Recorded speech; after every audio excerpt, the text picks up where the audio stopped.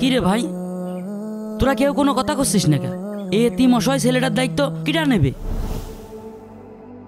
প্রতিদিন এক নাটা আমার ভালো লাগে না, এর আগেও আমি কইছি এই ভাইস্তার দায়িত্ব আমি নিতে পারবো না। চাচা হয়েছে তা দায়িত্ব নিবা না? সারা জীবন যার বাপের তা খাইলে পড়লে সে এখন তোমাদের কাছে বড় বোঝা হয়ে গেল। আমরা তো খারাপ, আমরা তো দায়িত্ব নিচ্ছি নে। তুই তো ছোট চাচা, তুই নে। হ্যাঁ, দায়িত্ব আমিই নেব, কিন্তু আমি এখন দায়িত্ব নিতে পারছি না। আমার নিজের সংসারই চলে না, তার উপর এই প্রতিবন্ধী নিয়ে গুম উঠছেন বেকিরা। বুঝলাম না, তোরা কেউ দায়িত্ব নিবি না, তাহলে আমি কি করব? তোরা যা খুশি তাই কর, এর ভিতরে আমার নাম জড়াবি না। তোরা ওর জেনে খুশি সেনে রাখেক, এতিমখানায় রাখেক, না হলে জঙ্গলে ফেলে দিয়াই।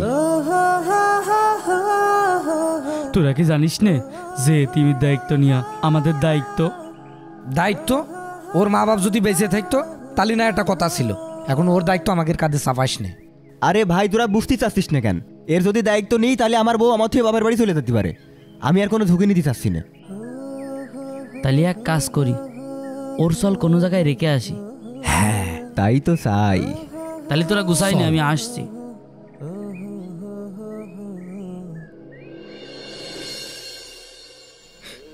মা, তুমি কোথায় গেলে মা? আমি তোমার কাছেই ছিলাম, ভালো ছিলাম মা। তুমি চলে গেলে কেন? আমায় না নিয়ে গেলে? তুমি চলে গেলে আমার খুব কষ্ট হয় মা, আমার খুব কষ্ট হয় মা।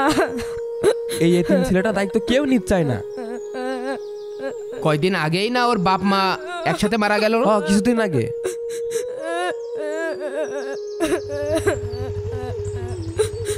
আরে ওইটা তাওসিফ না? একা একা বসে এখন কি করছে? ওই দেখ চেয়ারম্যান সাহেব এসে, চল দিন যাই দেখি।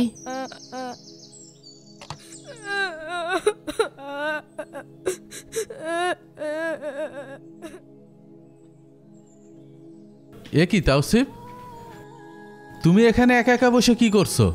কাকা, কেউ আমাকে খাতি দিতে চায় না।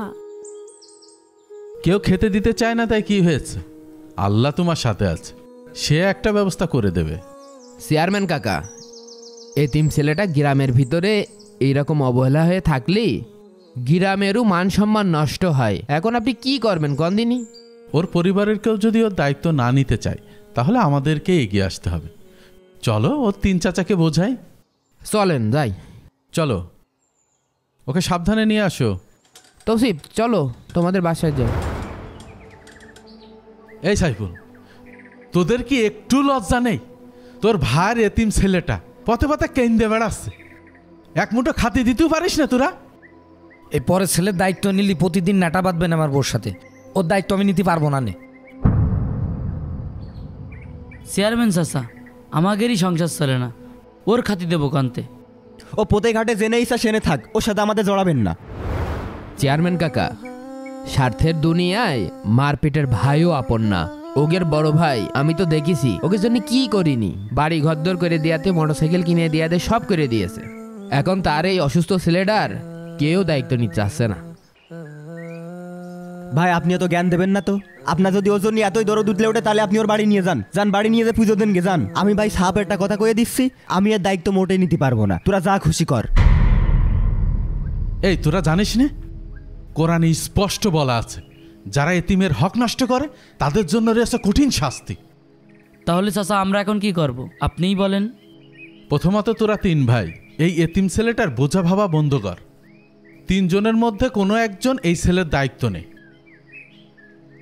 আর তা যদি না পারিস তাহলে তিনজনই সমানভাবে দায়িত্ব নে। তাহলে এই কথাই রইল। একই চল। তৌসিফ থাকো, চলেন কাকা। ভাই, আমি শেষবারের মতো একটা কথা করছি, আমি এর দায়িত্ব মোটেই নিতে পারবো না। তোরা যা খুশি তাই কর। তাওসিফের তিন চাচা মিলে একটা গভীর পরিকল্পনা করে। আরিফ, সাইফুল ও রকিব চেয়ারম্যানের কথা অমান্য করে সবার চোখ ফাঁকি দিয়ে তাওসিফকে নিয়ে যায় একটি ঘন জঙ্গলে। এই জঙ্গলে মানুষের কোনো আনাগোনাই নেই। এখন তাওসিফের সাথে কি হতে পারে? তাওসিফের তিন চাচা ঘন জঙ্গলে তাওসিফকে নিয়ে ধাক্কা মেরে ফেলে দেয়। তাদের মনে একটু দয়া হয় না। তাওসিফকে ফেলে দিয়ে তাওসিফের তিন চাচা দৌড়ে পালিয়ে চলে যায়। এখন তাওসিফের কি হবে? তাওসিফের কে দেখবে? তাওসিফ কি এখান থেকে বাঁচতে পারবে? ভয় করছে কাকু, আমার ফেলে ধুয়েছে না কাকু।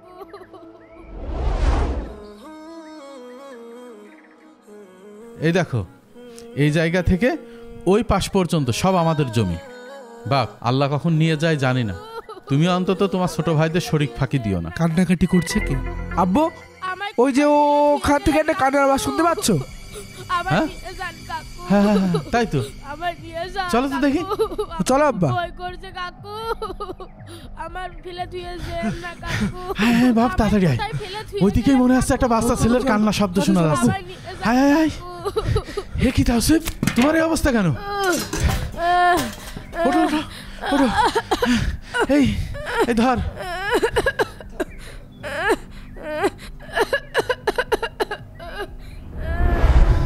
হায় রে মানুষ, এমন একটা এতিম ছেলের সাথে এত নিষ্ঠুর আচরণ করতে পারে? আল্লাহ, তুমি এদের বিচার করো। চল, আমি তোর দায়িত্ব নেব। আজ থেকে তুই আমার কাছে থাকবি।